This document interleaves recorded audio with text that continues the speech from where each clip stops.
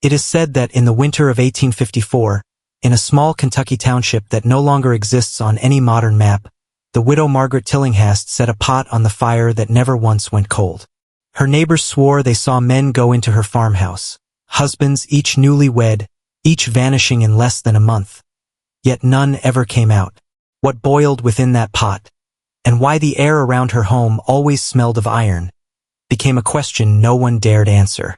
Tonight, we uncover what history buried, and why some truths were sealed in church vaults rather than passed to memory. Margaret Tillinghast's name has been scraped from county archives, her farmhouse erased from survey maps. But in faded journals of frontier priests and in asylum transcripts locked behind state walls, the widow returns. She married 7 men in 1 year, one priest wrote. Each went missing. She cooked them all in the same pot. The line was crossed out, rewritten, and crossed out again, as if repeating the truth could summon something unspeakable. Why would the church, the courts, and even the townsfolk conspire to obliterate her from history? The township of Barrow Hollow, where Margaret lived, has no marked cemetery. Archaeologists have searched for headstones, burial records, or church plots, but nothing remains. Oral histories say the land was salted, burned, and declared cursed ground. Yet farmers claim that when they plow the earth at dusk, their blades strike bone. Always human, always fresh, the ground rejects the dead, as though the soil remembers what happened beneath the widow's roof and refuses to keep her secrets buried. Margaret's husbands were not drunkards or gamblers, nor men of poor reputation. They were respectable merchants, farmers, even a traveling preacher, each charmed by her grief-stricken beauty, her whispered voice, her claim that her first husband had died tragically of fever. Neighbors described her parlor as a place where time itself thickened. Candles burned too long without melting, clocks stalled at midnight, and visitors often left with headaches. Some said the widow's eyes reflected flame where none was present, as if she had swallowed fire. Every account of Margaret mentions her pot, blackened, heavy, and always simmering. She told neighbors it was stew, though no one recalled being offered a taste. Smoke from her chimney carried a stench, sweet at first, then metallic, like pennies left to rot in rain. A traveling doctor noted in his ledger that he saw a pale hand stirring the broth one night, though Margaret was seated across from him.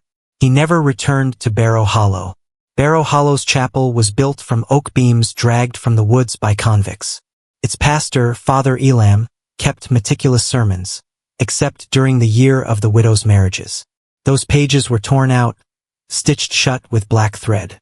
In 1872, when archivists examined the surviving volumes, they found a single marginal note. The pot is not hers. It is theirs. It has always been theirs. Who they were, no one dared to explain. Margaret was not the only shadow haunting Barrow Hollow. Records mention missing children, orphans from the church's boarding school, farmhands from nearby estates. They disappeared in the same months her husbands did.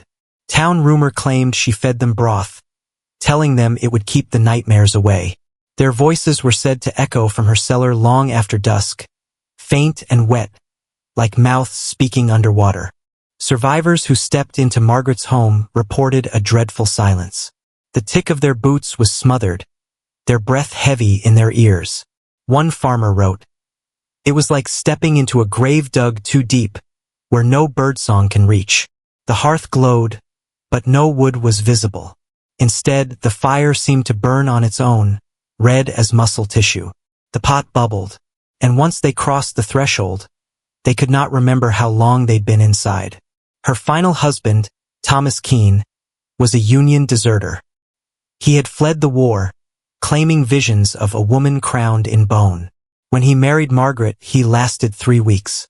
His last known words to the sheriff were, "She doesn't eat. She waits." The sheriff dismissed him as delirious. 3 days later, he vanished. Neighbors swore the widow's chimney smoked thicker than ever before, rolling black clouds as if something larger than fire was burning.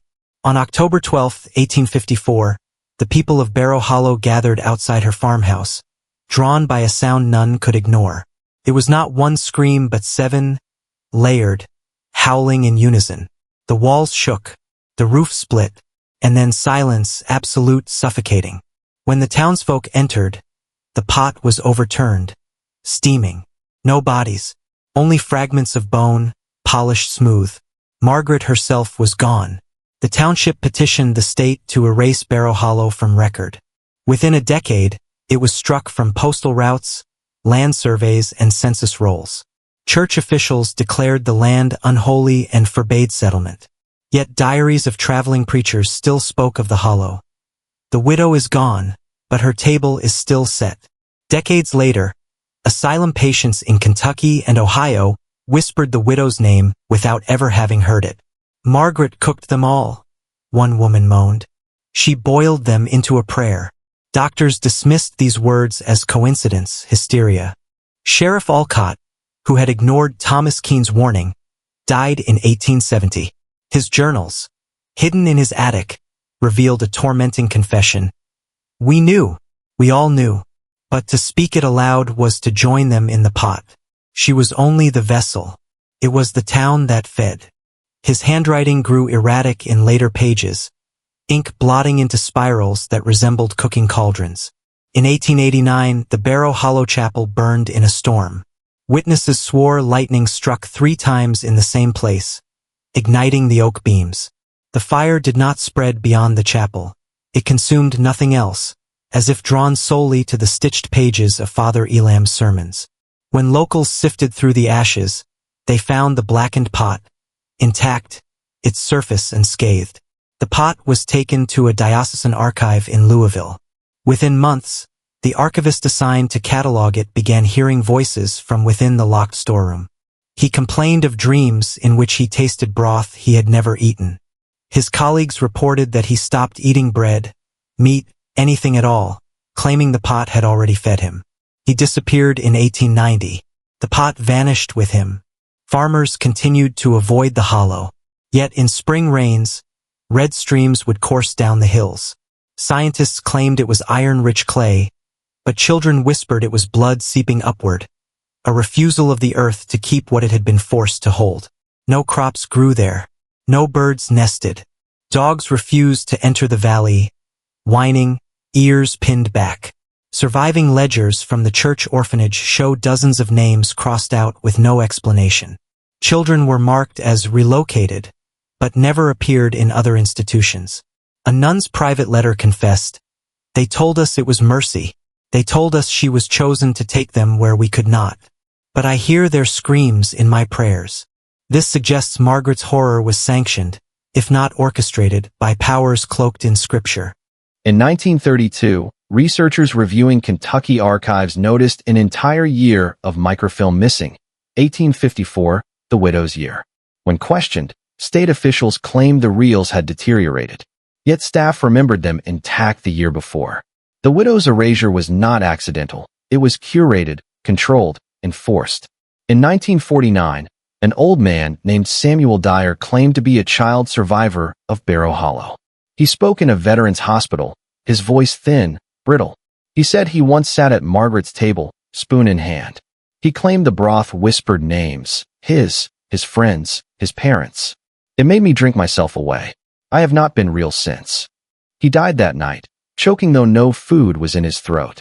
The widow's story is not about a woman, nor a pot, nor even 7 vanished men. It is about silence, about what towns, churches, and governments will hide to preserve their sanctity. Barrow Hollow was not erased because of a monster. It was erased because too many people agreed to keep feeding it. If you hear your name whispered in the dark, if you smell iron on the wind, do not follow it. For some hunger never dies, some pots never cool, and some widows never stop waiting.